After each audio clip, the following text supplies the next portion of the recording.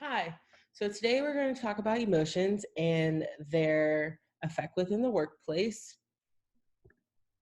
I want to first start off by defining organizational behavior, which is the study of group and individual performance and activity within an organization. And since this involves studying individuals and group performances, it involves studying people and emotions are a huge part of people and a huge part of who we are and our personalities and how we react and act to certain situations. Um, so because of that, we've got to be able to dive into human emotions and how they coincide with work ethic and how that affects the workplace and the work environment.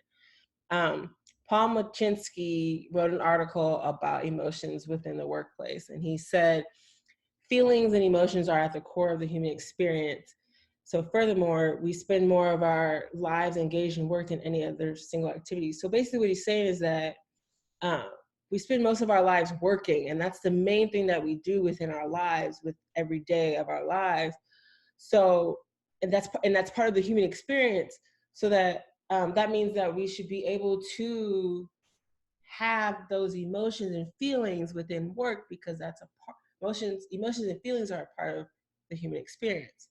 Um, he also listed five different categories of emotions, which are existential emotions, empathetic emotions, nasty emotions, emotions provoked by favorable life outcomes, as well as emotions provoked by unfavorable life outcomes. We're going to first start off by talking about existential emotions. Some emotions that are involved with that are anxiety, guilt, and shame. But the main existential emotion that people may experience in the workplace is anxiety. And I'm going to show you this quick clip of what anxiety kind of is. It kind of gives you a feeling of what that is about.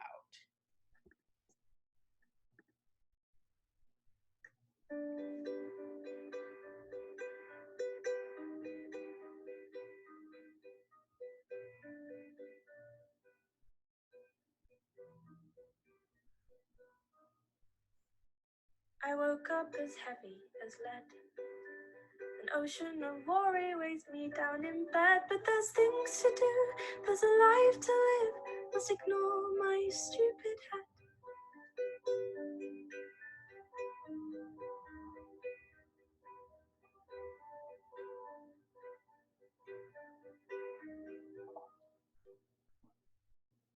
Friends float above in the wind. Bright balloons pulling them up while they grin. Cause there's things to do, there's a life to live. Must ignore the things I think.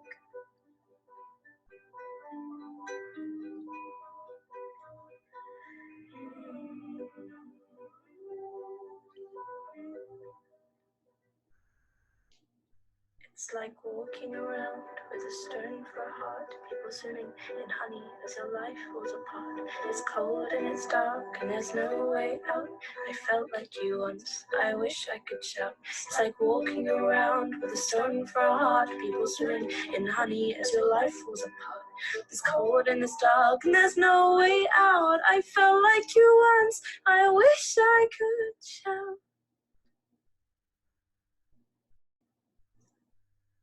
You never can undo the brain.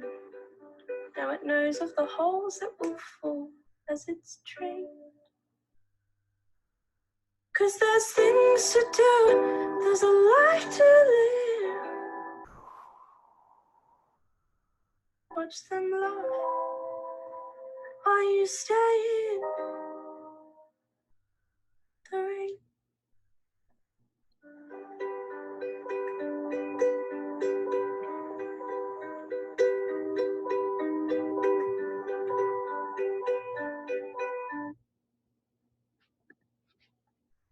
So that video kind of gives you an idea of what anxiety is and how it makes people feel.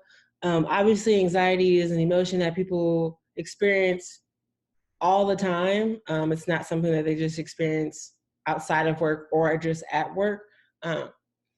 So when we think of anxiety in the workplace, most of the time anxiety can be triggered by stressful work situations. For example, when you're working on a project and all of a sudden you have a change of a deadline, so the deadline moves up, that can trigger anxiety because it's a change um, in your life. It's something that you weren't expecting, and now all of a sudden you're having to move quicker, work faster, figure things out much sooner than you expected. It can also be triggered by maybe a discontinuation of a project. Um, Maybe you were working on a project, you're working very hard on that project, and now they're saying that they're no longer dealing with that project anymore, or maybe even they're switching your role within that project. So now that brings on added stress, which can induce anxiety within the workplace. Um, but feeling these emotions can lead to people isolating themselves from their coworkers and not being cooperative in the workplace, which can lead to more negative outcomes. For example, if someone's not being cooperative with their coworkers and they're just kind of isolating to themselves, um, a manager or a supervisor can kind of see that as them not being a team player, either taking them off of certain projects or maybe even firing them if that's the case, if it gets that severe. Or it can even lead to coworkers not wanting to work with that specific person in the future, in future projects, because they know that when things change, when the environment change, they realize that this particular coworker can is not able to handle it in a way that's effective for everybody within the company. Um, but I feel like these emotions can be dealt with within the workplace. For the most part, people find ways to deal with them outside of the workplace. I feel like they can be dealt with within the workplace, but it requires a company or a business to invest in wanting to help their employees to be able to deal with these emotions while at work. For example, I read and saw that Google has multiple different rooms within their company where employees can go and relax and take time and step away from projects that they're working on to kind of recuperate and kind of get their mind back where it needs to be in order to be effective at work. Um, Obviously, some companies may not have the luxury to be able to have multiple rooms for their employees to go to and to cope with their emotions. But just knowing and being able to provide that space for an employee to go to whenever they feel anxious, um, so that they can either meditate for a couple minutes or squeeze a stress ball or whatever it is that they use to cope with this emotion. If companies can provide just that little bit of space for them to do that and to go to, and that mental space, like, meaning when I say mental space, I mean providing their employees with the comfort that they know that they can go ahead and go and deal with these emotions while they're at work, and not being afraid that if they do that, then their boss is going to look down on them or their employees are going to look down on them. So knowing that they have that support from their supervisors or managers or coworkers, that having that space, that comfort within the workplace is very important. I think that can be done. So these are existential emotions, and we're going to move on to the next. Empathetic emotions. A key aspect of emotions in the workplace are empathetic emotions. Empathetic emotions are such as gratitude and compassion are major factors in how successful a business can be. Gratitude is defined as being thankful, and compassion is defined as a feeling of deep sorrow and understanding for others. Empathy really revolves around how one feels about others in the workplace. It is important to know, however, that one merely feels for the person but does not feel the actual pain of that person.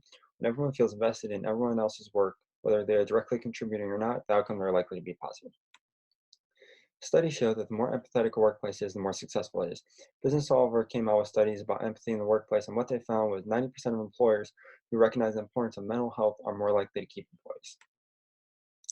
In order to be empathetic, employees must keep in mind a few rules of thumb. 1, people must be open to other points of view, and 2, they must trust one another.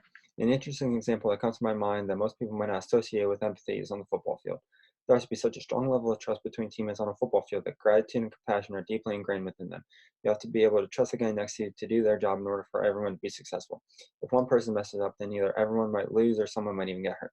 Now, working places such as an accounting firm or Fortune 500 company don't necessarily carry the same physical aspect, but mentally it's all the same. The best companies have employees that want everyone else to succeed, and they feel sadness or maybe even anger when they don't. A good way to make sure this happens is involve others in many different decisions. When people feel invested in whatever they are working on, or even if they are not the main contributor, they are more likely to want it to succeed. A CEO gave an example how she shares thought processes behind high-level budget decisions. She said that not only does this have everyone feel they have a part in it, but it also allows her to get more thinking behind these decisions in order to achieve the best outcome.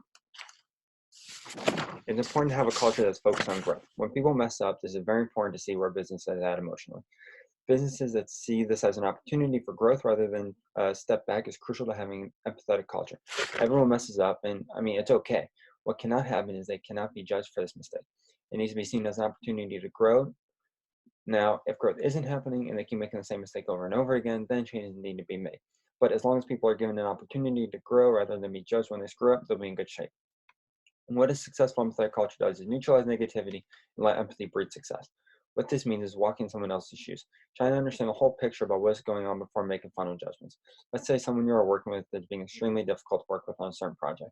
Your first reaction might be to be annoyed with this person, but stop for a minute, put yourself in their shoes. Understand what is maybe making them act this way. What if they had a pipe burst that flooded a part of their house that morning, or they had someone hack into their credit card and steal $1,000? Then think about how you would feel if whatever is going on with them happened to you. Then, to be empathetic, just try and pick up some of their slack on the project and make it a little easier on them. Sure, this may cause you to do a little more work, but it will help that person's day out and help create a culture where someone would do that for you when you need it. This is how you neutralize negativity and have empathy breed success. Now, here is a short animated video by Brene Brown on empathy.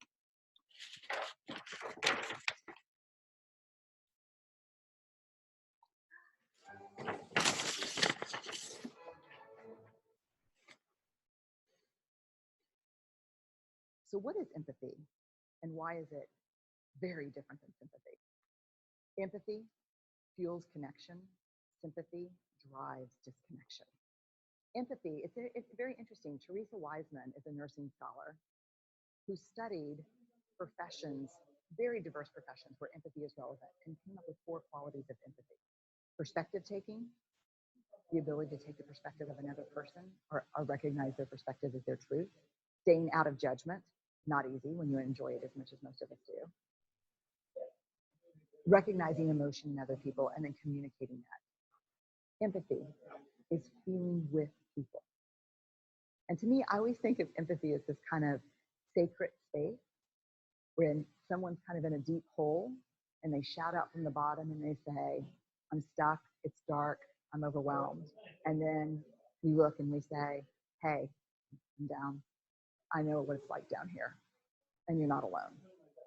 Sympathy is, ooh, it's bad,